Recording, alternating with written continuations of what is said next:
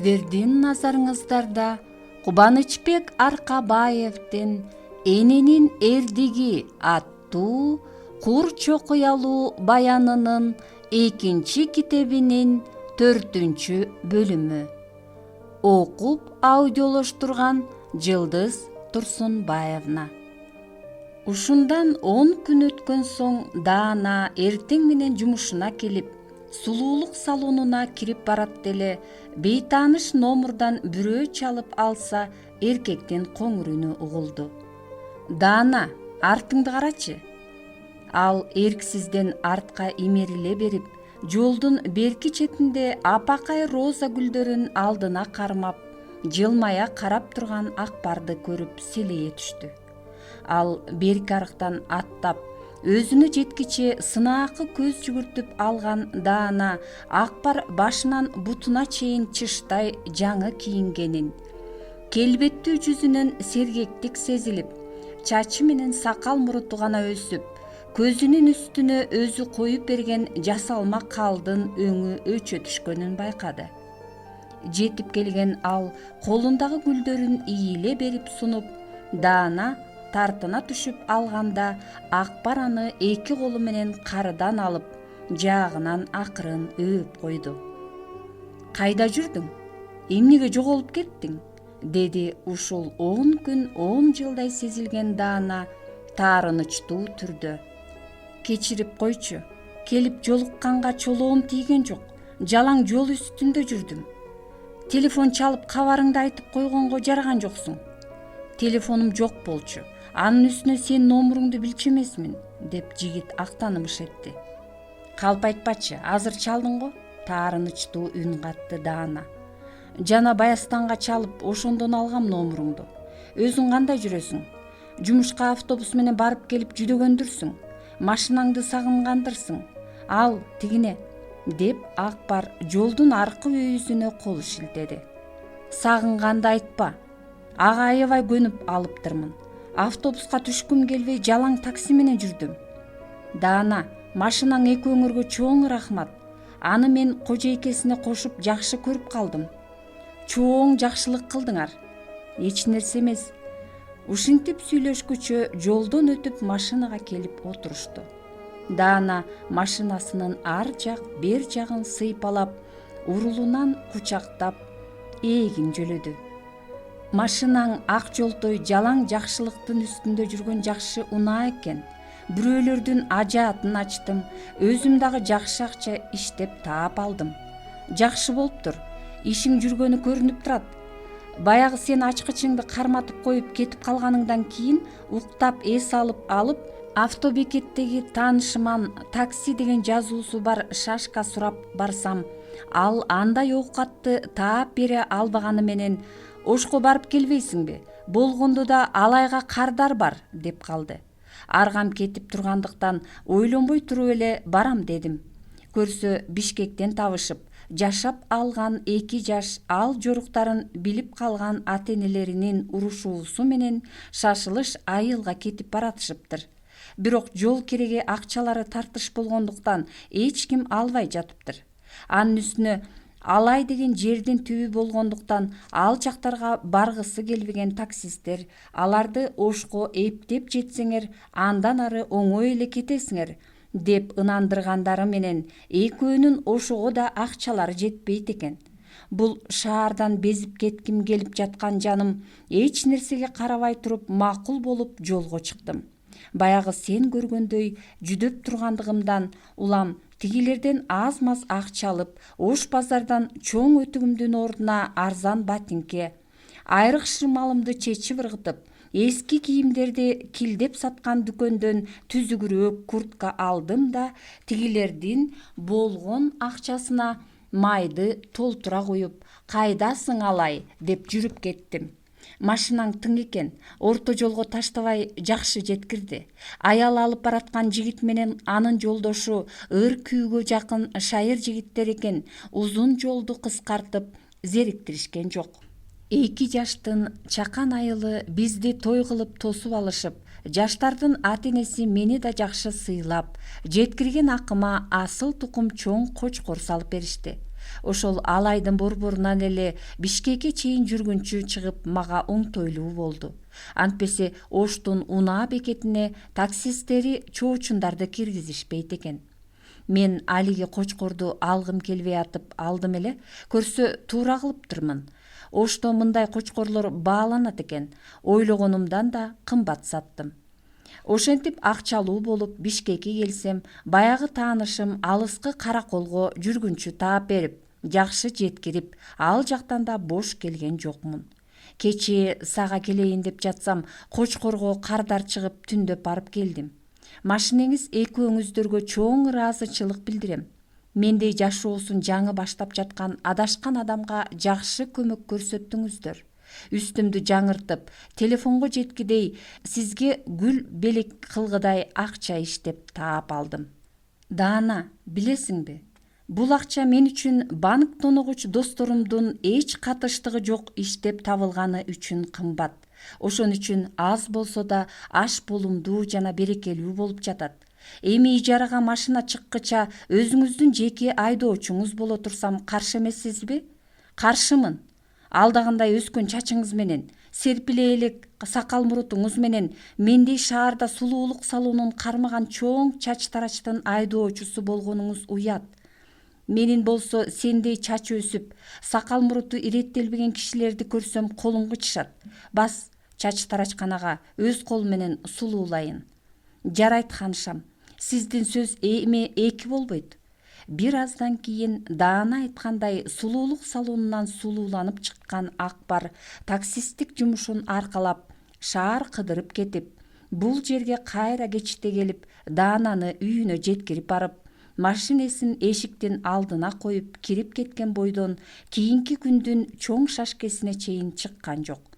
Бул түнү Даананын үйүндө экөөнө тоскоолдук кыла турган эч ким болбогондугу, арзышкандардын бир далайга чейин сыр чечишип отурушуп, акырында жандарын да, дендерин да бириктирип жиберүүлөрүнө шарт түздү.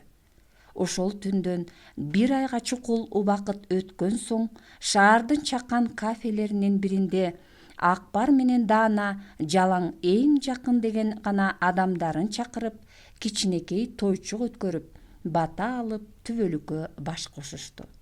Ошол Акбар жашынган үйдү өрттөгөндөрү менен өзүн колдон чыгарып жиберишип, ал аз келгенсип анын ат кылуусуна кабылышкандарынан кийин Аким жана анын жолдоштору бир топко чейин кооптонуп жүрүштү. Мунун себеби, эгерде Акбар жамандыгына салып, укук коргоочуларга арыз жазчу болсо, өздөрүнүн ошондогу үй өрттөгөн кылмышы оңой эле ачылмак. Из кубар менттер тыкыр иликтешсе, ок жеп көмүр тамга ыргытылган иттер, ошончо куроо жайдын киши колдуу болуп өрттөлүүсү, сай аркылуу кайтып келатышкандарында Акбардын ат кылоосунан улам бейшендин жол тандабасына тийген майда бытыра октордун издери кылган кылмыштарынын жакшы далили болуп бере алмак. Ошондуктан алар качан милиция келип кармап кетээр экен, жок эле дегенде Акбардын арызы менен суракка чакырып жүрүшпөсүн деп ичтеринен кыпылдап, сырттарынан санар коо менен сүйлөшүп, эгер иш ошол жагына ооп баратса кандай аракет кылып, эмне деп жооп беришти ойлонуп жүрүштү. 2-3 күн өтүп, андай кооптуу деле иш болбогондо Аким Тойликти алиги айылга тыңчы катары жиберди. Ижарага үй издемиш болуп, айылды аралаган ал бир күн кечке жүрүп, Акбардын чоо жайын билип келди. Өрттөнгөн үй үчүн малдарын тартып алышканда, анын акыркыларын арзан сатып, шаарга кире качып баратып, жолдон айыл балдарына дагы тонолгонун уккан Аким менен анын жолдошторунун табалары канып, көңүлдөрү тынды. Өздөрүнөн өч алууга ыңгай келип турса да, дымы чыкпай кеткен Акбардын бул жоругуна түшүнө беришкен жок. Ошентип күндөр күргүчтөп өтүп, Акбар чындап эле дайынсыз кетти. Акимдер аны карай турган кымындай жылчык, кармай турган кичинекей илинчек таба алышпай, изин жоготуп жиберишти. Анын арызданбаганы көңүлдөрдү тыңгызып, өзүлөрү кол көтөрбөсө ал дагы каяша айтып каршылык кылбасын түшүнүштү. Убакыт өткөн сайын жаңы маселелер менен көйгөйлөр көтөрүлүп, турмуштун ар кандай ташбиштери башка жактарга алаксытып, акбарды издөөгө чолулору да тийбей калды. Аңгыча мезгил башка ыптасына оодарылып, күз турмак кыш өтүп, жадыраган жаз да келди. Жаз жарыш менен кошо шаардык кеңешке карата шайлоо өнүктүгү жакындап келип, аким күздөн бери өзү аралашып жүргөн өлкөдөгү алдыңкы партиялардын биринин алдыңкы тизмесине жазылыш үчүн оңбогондой акча берип саясий коомчулуктун көзүнө көрүндү. Ал бул жүрүшү менен бүткүл элдин назарына илине албаса да, саясий элитаны эрмектеп, алардын жүргөн турганын шугулданаар иши кылып алган узун кулактар менен курч калемдүү журналисттерди «Ой, бул ким эле капталдан чыга калган?» дедиртти. Мындай суроо берилишин алдын ала билген аким эбак эле өз өмүр таржымалын Якутиянын алмаз чыккан кайсы бир кенинде иштеген бай фирма менен байланыштырып, ошол жакта 20 жыл эмгектенип келгенин калыптан алып жазып, аны текшерген эч ким болбогондон кийин бул көпчүлүктүн көзүн будамайлап, өз эмгеги менен байып, эми элге пайдасын тийгизгиси келген, ал тургай жетим балдар үчүн ачкан фонду бар. Ал аркылуу келечек ээлерине оңбогондой акча которуп жаткан келечектүү ишкер катары көрсөтүп салды. Ошентип, көчөнү көрктөгөн көрүнөк жарнактуу, кулак тундурган чакырыктуу шайлоо өнүктүгү шаңыраңдай кирип келип, аким алдыңкы тизмесине катталган партияда шаардык кеңешке өтүп, ал депутат болуп калды. Ошентип күздө пландаган иштеринин бир далайы ишке ашкан, эң негизгиси өзү кыялданган бийлик бутагына коно алган акимдин көңүлү жайгарылып, өзүн эң бир бактылуу сезип жүрдү. «Достор», деди ал жетине албай өзүнүн депутат болушун белгилеп жаткан чакан отурушта тагдырлаштарына кайрылып. «Биз ким элек, ким болдук? Аны азыр айтпай эле коелук. Өткөндү көп эстебей, азыркы абалыбызды карасак, ийгилигибиз артып, кыялдарыбыз ишке ашып баратат. Мына, мен бүгүн депутаттык мандат алдым. Бул жөн эле документ эмес, көпкө жеткире турган мансап. Мындан ары мен өлкөнүн алдыңкы элитасына аралашып, алар менен казанга бирге кайнап, ошол жактан жолдош күтүп, тааныш таап, мындайча айтканда, биздин көп мүмкүнчүлүктөргө жолубуз ачылды. Ушундан пайдаланып, мен силерди дагы өйдө карай сүрөп, жетпеген кыялдарыбызга бирге жетсек дейм. Биздин арабыздан бейшен кызматта иштегенге жөндөмү бар. Билими жетиштүү, убагында диплом да алып койгон. Ошон үчүн эми бейшенди ылайыктуу кызматка отургузганга аракет кылсак дейм. Буга менин депутаттык мандатымдын жардамы тиет деп ойлойм. Ал эми силер Бектур менен Кабыл дүкөнүңөрдү эле айланчыктап жүрө бербей, ага сатуучу коюп, кошумча жумуштарды караштыргыла. Курулушубузду башкарганга кол кабыш кылып, колуңардан келсе аны башкарып кеткенге аракет кылгыла. Баягы оңой дагы, опуртал дагы жол менен акча таап жүргөн кезибиз бүттү. Эми ак жол, адал иш менен жан багышыбыз керек. Анан дагы баса белгилеп айтып коерум, эми биз дагы өз алдыбызча үй бүлө күтүп, аял алып, бала чакалуу боло берсек болот. Анткени биз эми түз жолго түшүп, мурунку кылгандарыбыздын баарын унутуп, жашообуздун жаңы барагын ачтык. Бирок баягыдай башаламан жашап, ысырапчыл болбой, бүйрөлүктү, үнөмчүлдүктү үйрөнүп, байлыгыбызды арттырып, мындан дагы ынтымактуу болсок дейм. Бул түнү достор көпкө чейин келечек тууралуу сүйлөшүп отурушса да, акимдин жогоруда айткан сөздөрүнө кошумча деле киргизе алышкан жок. Анын айткандарын башкача маанайда кайталап, каалоо тилек айтып тим болушту. Аким айткан жаңы жашоолорун түзүш үчүн кайрадан эле анын жетегинде аракеттенүүгө бел байлашты. Ал эми үй бүлөлүк жашоого багытталган өзүмдүк жашоолорун кандай башташты элестете алышкан жок. Анткени алар эбак эле бойдоктук турмушка жедеп көнүп бүткөн, жашоону өзгөртүү кыйын болуп калган. Андыктан бул ишке чочуркай карап, ойлонуп калышкандары менен элеп-желеп болгон чечкиндүүлүк менен умтулушпады. Ошентип күндөр өтө берди. Бул арада достордун элиталык делген, турган ордо эле оңбогондой акчанын башын жеген, шаардын борборуна жакын жерге курдуруп жаткан хан сарайлары ажайып бир заңгыраган кооздук менен бой керип чыга келишти. Андыктан элдин баары суктанып, акчасыздар тамшанып тим болсо, пулун чөнтөгүнө батыра албаган ак сөөктөр сатып алгысы келе баштады. Бирок бул ажайып үйлөрдү курдуруп жаткан аким жана анын достору башкаларчылап курулуштун жер пайы түптөлгөндөн тарта сатууга коюшпады. Алар сатпачудай маанайды карманышып, бир да жолу сатылат деген жарнама беришкен жок. Бул ак сөөк чөйрөнү ого бетер дүүлүктүрүп, ак сарайларга ээлик кылсам дегендерди бир топ түйшөлтүп, бири-биринен кызганган байлар сатып алууга ар кандай жолдор менен умтулушуп, мындан улам алардын баасын өзүлөрү эле асмандатып, баркын бийиктетишти.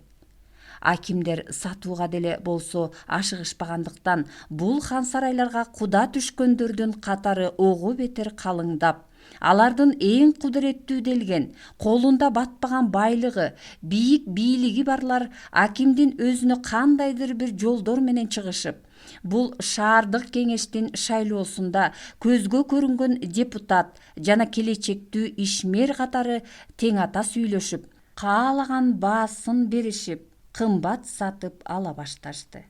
Ошондой жол менен жер төлөсүндө машина кирчү гаражы, азык-түлүк сакталчу кампасы бар, калган 3 кабатына жашоого ыңгайлуу бардык шарттары, чатырында жайкы эс алуучу жайы, бильярд ойноочу бөлмөсү бар 3 хан сарай өз наркынан кыйла бийик сатылып кетти. Достор өздөрү үчүн өзгөчө долбоорду курдурушкан 4-үчү үйдү эч кимге саткылары келишкен жок. Алар бул хан сарайдын 4 кабатына 4 үй бүлө жашагыдай ыңгайлуулук түзүшүп, 4 жагынан 4 кенен короо чыгартышып, өмүр бою кошуна жашайлы деген жакшы тилекте курдуртушкан эле. Андыктан кардарлар ага канчалык кызыгышпасын, канча көп акча сунушташпасын сатышкан жок. Буюрса жакында үйлөнсөк бул ак сарайда жаш колуктуларыбыз менен бактылуу өмүр сүрө баштайбыз деп жакшы тилек кылышты. Бирок ага көз арткандардын аягы үзүлбөй, ар кыл адамдар түрдүү жолдор менен ээлик кылууга умтула башташты. Анан да мындай көрүнүктүү жерде жайгашкан көзгө толумдуу имарат кылмыш дүйнөсүнүн ана башчыларынын көңүл жаздымынан сырт калмак эмес.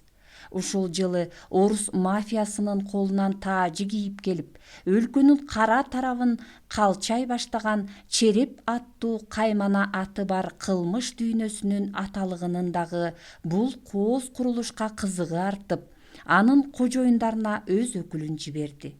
Ал өз милдетин так аткарыш үчүн адегенде бул курулуш ээлеринин баскан турган, жашаган жерлерин тыкыр иликтеп алып, анан бул 4 өнөктөштүн ана башчысы шаар депутаты аким экенин билип, артынан билгизбей аңдып жүрүп, ал курулушуна келгенинде сыртка чакыртып чыгып, Черептин саламдубайын айтты.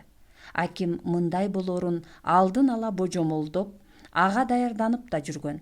Андыктан алыстан атын угуп жүргөн кылмыш дүйнөсүнүн ана башчысынын өкүлү менен анча чочулабай сүйлөшүп, Черептин өзүнөн эмне кааларын сурады. Ал аким өз өнөктөштөрү менен бул курулуштан канча пайда көрүп жатканын дээрлик так айтып, анын кылмыш дүйнөсүнө тиешелүү пайызын берүүсүн сылык талап кылды.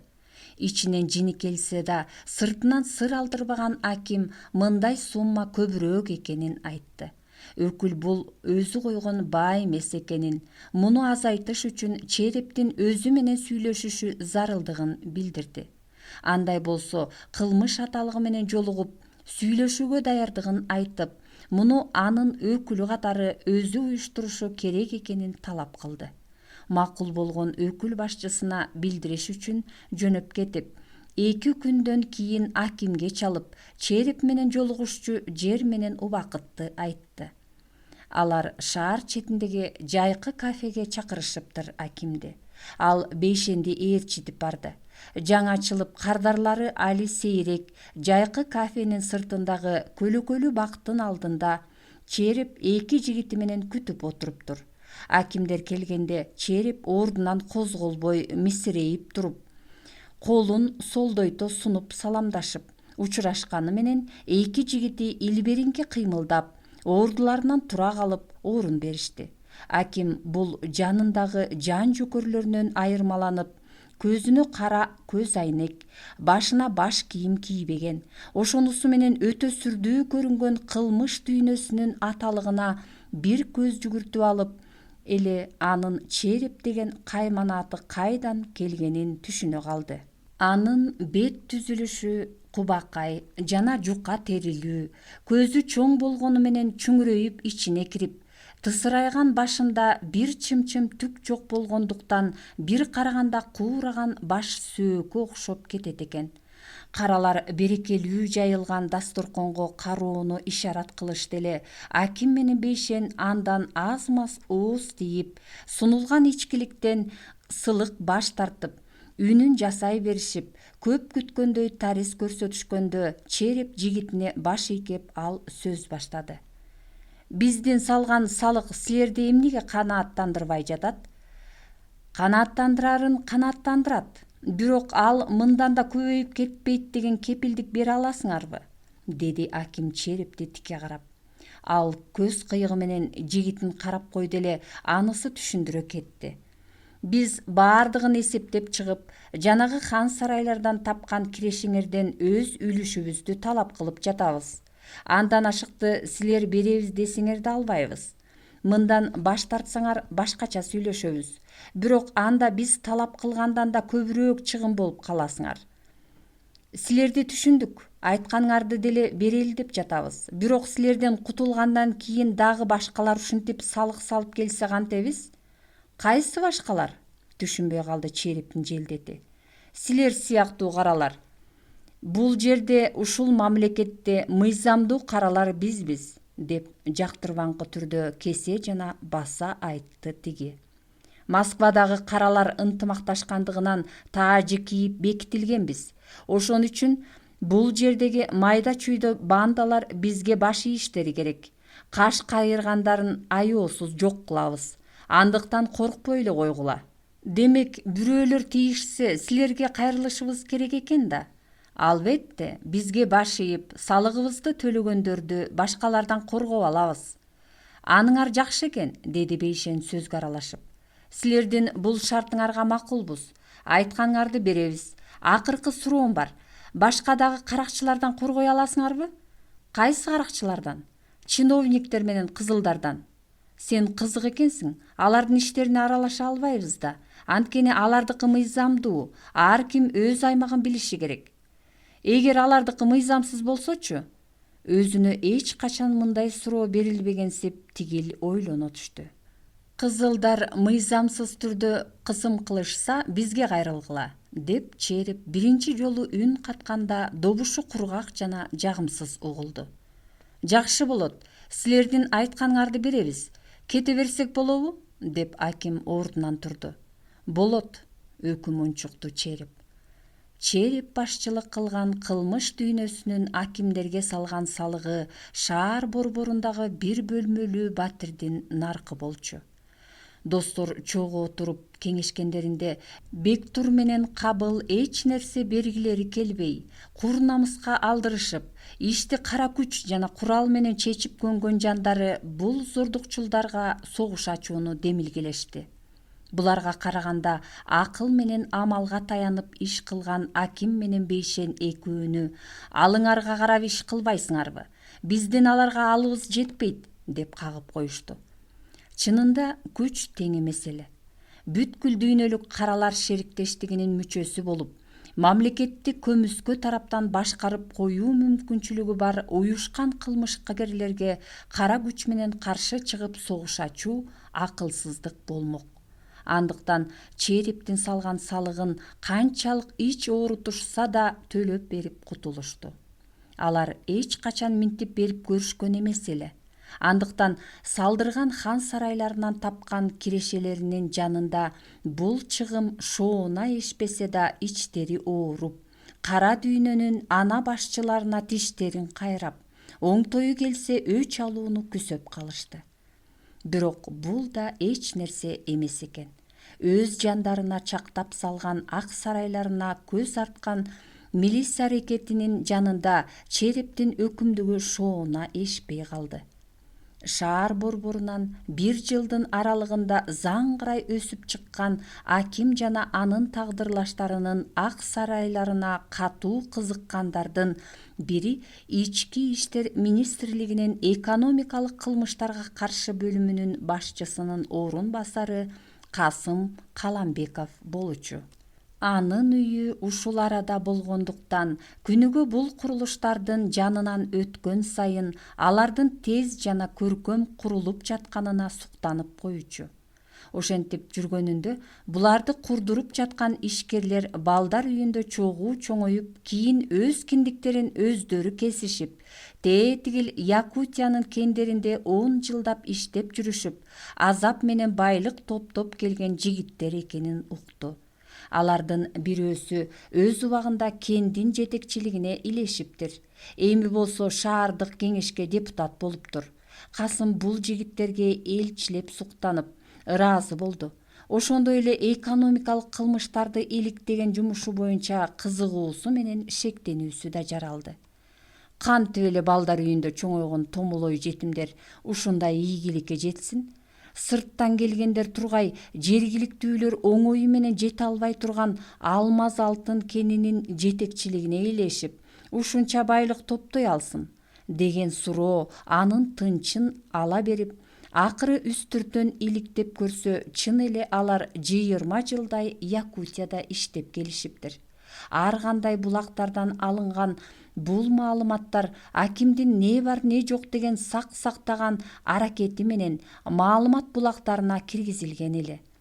Бирок кексе Касым буга ишене берген жок. Мындайлардын далайын башынан өткөргөн ал бул маселенин үстү гана экенин, эгер түбүнө чейин каза келсе, табышмактуу түрдө байыган жетимдердин сыры түшүнүктүү болоруна көзү жетип турду.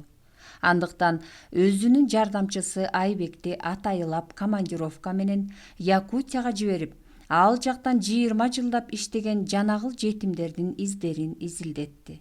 Айбек ал алыскы кендерге бай аймакта 2 гана күн жүрүп, эч нерсе таппай, бул жетимдердин анда изи турмак жыты жок экенин айтып келди.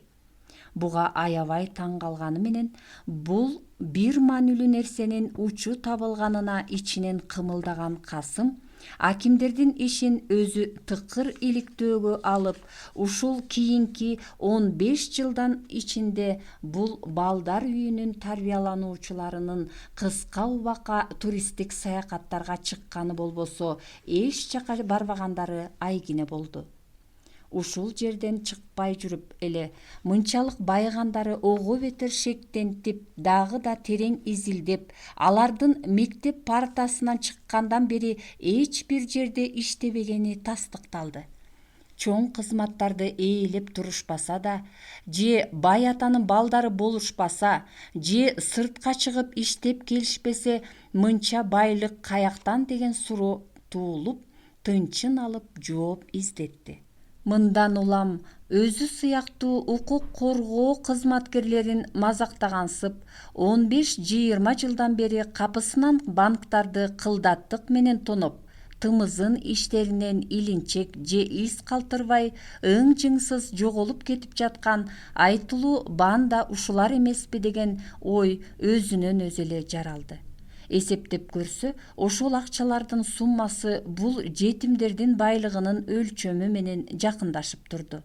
Ошол эч кандай далилзат же күбө жок болгондуктан аргасыз жабылып, аздан унутулуп бараткан иштердин тизмесин алган Касым акыры чечкиндүү кадамдарды жасоого батына баштады. Бул курулуш мамлекеттик ишкана болбогондон кийин ага жөндөн жөн эле текшерүү жибере алмак эмес. Андай кылган күндө деле мындан эч бир илинчек табылбайт болчу. Андыктан уурунун көчүгү кууш болчу эле деп бир күнү ал аким баштаган достордун тамырын бир тартып сынап көрмөкчү болду. Бир далай аңдып, сырттарынан иликтеп, эгиздердей бир жүргөн бул төрт өнөктөштүн ана башчысы акимдин оңой алдыра койбосун билген Касым алардын арасынан сыртынан маңыроодой көрүнгөн Бектур менен Кабылды капысынан кызматкерлерине карматып келип, ар кайсы күнөөнү тагып, опузалап көрдү эле тигилер көп тогото бербей зымпыйып отура беришти. Качан гана Касым алиги тонолгон банктардын тизмесин суралуучулардын алдыларына жая берип, ал кылмыштардын ар бирин кандайча ишке ашыргандарын опузалап сурай баштагандарында байкалаарлык өзгөрүшүп, ичтеринен корккондору сезилгенин адамдарды окуп бүткөн милициялык баамчылдыгы менен билип койду.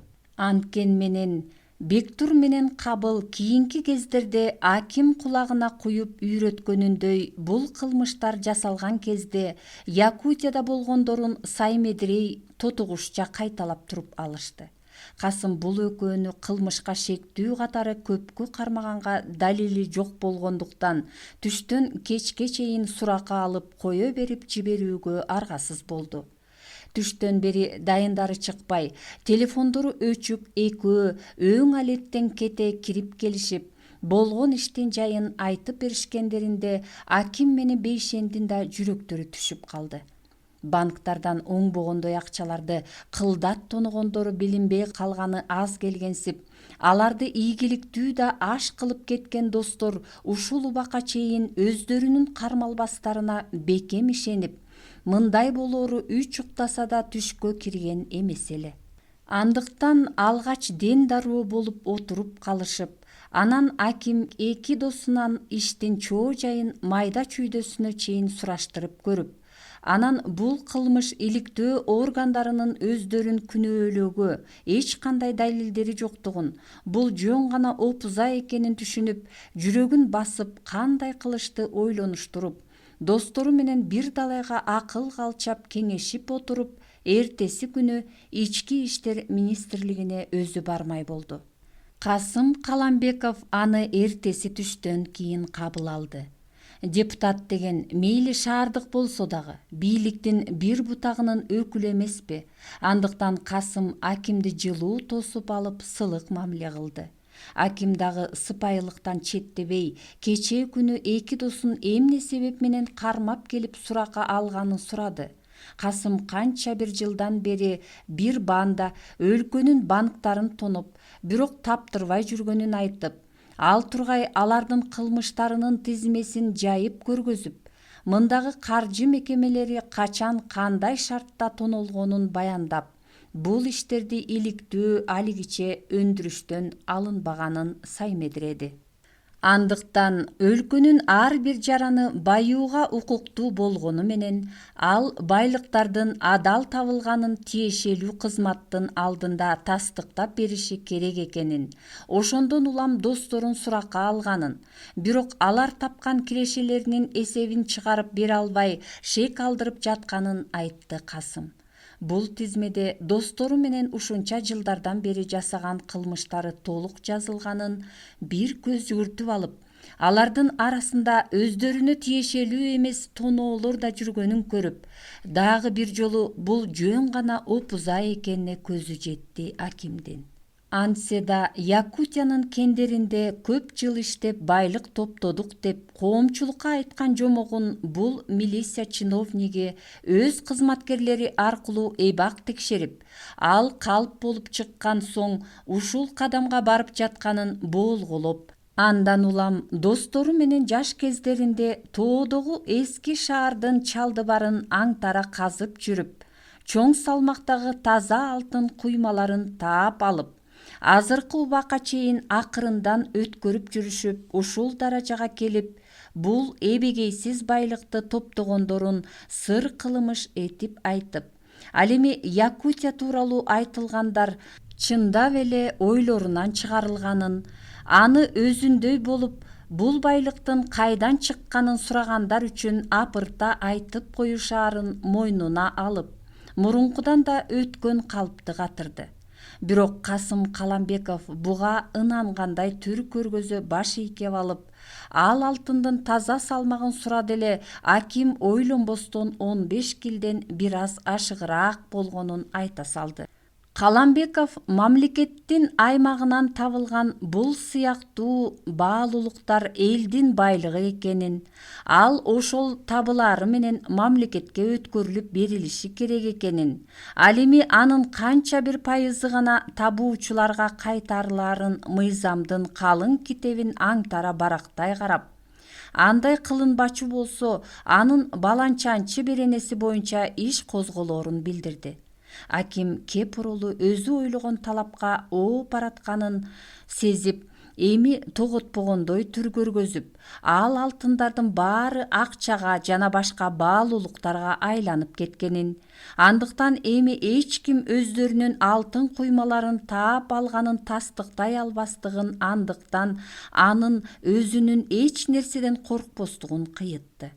Муну сезе калгандыгынан улам ички жини кармаган Касым 4 доско иш козгоорун, алиги далилденбеген тоноолорду өздөрүнө чаптаганга аракет кылаарын, мунун аягына чыгышына жан үрөөрүн, бул өзүнүн кызматтык милдети экенин билдирди.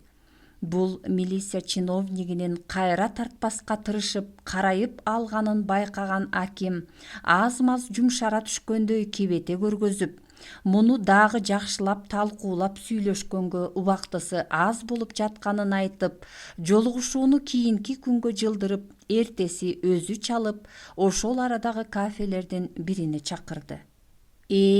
Эч ким укпагандай кенен залга жайгашкан экөө жеп ичип отурушуп, эркин түрдө аркы-беркини айтып аңгемелешип, иш жагдайына келгенде аким өзүнүн карьерасы жаңы башталып жаткандыгынан улам, достору болуп көп жыл мурда таап алган алтын куймалары тууралуу коомчулуктун билүүсүн каалабастыгын, өз эмгеги менен ийгиликке жеткен ишкер катары элге түзүк элес калтырып, жакшы пикирди жаратууну ойлоп жатканын, андыктан бул ишти жеңил түрдө жең ичинен бүтүрүп берсе, шаар ичинен 3 бөлмөлүү батирин белектеп ыраазы кылаарын ачык айтты. Касымдын сүйлөшүү жолу менен ишти жабууга көңүлү бардыгын байкаган ал кечинде достору менен кеңешип, бул опурталдуу учурдан ушинтип кутулууну чечишкен эле. Бирок адамдын түбүнө дайыма сактык эмес, суктугу жетип, ач көздүгүнүн айынан азап тартып, ал тургай ажал табат. Бул жолу да ошондой болуп, Касым аким айткан 3 бөлмөлүү батирди аз санап, өзүнүн бул ишти жабуу акысы достор өздөрү үчүн курдурган 4 кабат хан сарайдын 1 кабаты экенин айтты. Өз жандар үчүн ылайыктап салдырып, эч кимге ыраа көрбөй жаткан үйгө ач көздүк кылган бул ментке ичинен чындап ачуусу келген аким калп айтууга мажбур болуп, алардын баары сатылып кеткенин билдирип, ал тургай бул ыңгайлуу батирлердин акыркысын айтылуу кылмыш аталыгы череп сатып алганын айтып, андай неме менен Касымдын кошуна болгусу келбестигинен улам баш тартат деген үмүттө гана бул кепти кошумчалап койду. Касымдын оозунан аким күткөн кеп чыкты. Череппи? Таң кала сурады ал. Кадимки эле череппи? Ооба, сүйлөшүү бүткөн, акчасын мына которгону турушат, деп аким аргасыздан дагы да калп айтууга мажбур болду. Дал ошол череп алчу үйдү мага бересиң? Ишенимдүү түрдө унчукту Касым. А черепти эмне кылам? Мафиоз болсо да аны менен сөзүбүз бүтүп калган. Каралар сөзүнө турбагандарды кечиришпейт. Каарына калып жүрбөйүн. Каарына калбайсың. Череп менен өзүм сүйлөшөм. Череп мененби? Кандайча сүйлөшөсүң? Аны менен ишиң болбосун. Андан көрө череп менен байланыштырбайсыңбы? Сенде анын телефон номуру же кандайдыр дареги барбы? Аны менен түз байланыша албайбыз. Дареги да жок. Бирок өкүлү аркылуу сүйлөшсөк болот. Андай болсо ага менин Череп менен бетме бет сүйлөшкүм келип жатканын айтып, жолугушчу жерди сура. Эгер Черепти бул батирден баш тарттыра алсам, анда аны мага бересиңби? Берейин, деди аргасы кеткен аким. Ошенткин, деп буюра сүйлөгөн Касымга өзү телефон чаларын айтып коштошкон акимдин көңүлүндө көп суроо туулду. Бул мент эмне үчүн кылмыш аталыгы менен коркпостон жолугушкусу келип жатат? Черептен үй талашкыдай Касым өзү ким? Череп кантса да чоң кылмыш дүйнөсүнүн эч кимден коркпогон өкүлү. Ал эми Касымдай милициянын үлкөн чиновнигинин анда эмне жумушу жана кандай байланышы бар? Ишенимдүү түрдө сүйлөп турганына караганда, мунун Черепке бирдемеси өткөндөй, деген сыяктуу ойлорго баткан аким кечинде достору чогулуп келгенде бул сүйлөшүүнү аларга төкпөй чачпай айтып берип, бир топко чейин талкуулашты. Эмнеси болсо да Касымдын Черепти өзүнө жолуктурууну сага тапшырганы бизге оңтойлуу болуп турат, деди Бейшен сөз акырында. Ооба, деди аны жарым сөзүнөн түшүнгөн аким. Балким бир ок менен эки коен атаарбыз. Ошентсек кана, деп жиберишти Бектур менен Кабыл жараша. Андай болсо эртең кандай кылсак, деп аким досторуна эмес өзүнө өзү суроо бергенсиди. Андан соң алар өз үйүндө отурушса да, бирөө угуп койчудан бетер күн күлдөшө сүйлөшүп, түн бир далайга чейин укташкан жок.